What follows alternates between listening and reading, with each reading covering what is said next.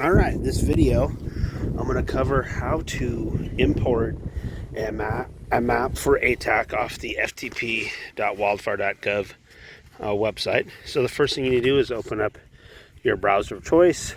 I use Chrome. Go to ftp.wildfire.gov and scroll down to the incident specific data. Next thing you need to do is go to your GAC, where your fire is at. We'll simulate California North. We're going to go to the Caldor fire. We'll click on California North.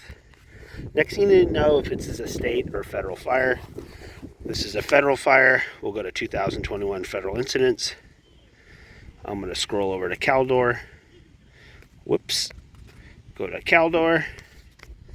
And next thing I'm going to go down is GIS. Then I'm going to go to products. And then I'm going to go to today's date. Today is the 2nd. And what you're going to look for is typically the ops map. You have branch maps that have a little bit more resolution, but today I'm going to grab the ops overview map right here. And there's a number of maps on here. Pilot map, transportation map, all useful. But we're going to bring one map at a time right now. We'll bring in the ops overview. And on all Android, if you scroll down from the top, you can see the download bar. And that's downloaded. So next, I'm going to switch apps and go to ATAK.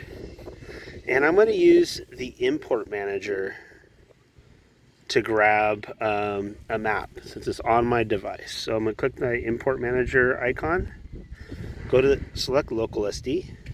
On new ATAK 4.4, you can sort it by date and size. It originally comes in alphabetically. I'm going to go hit date. And you can see I've got ops overview first map there on the Caldor for the 2nd.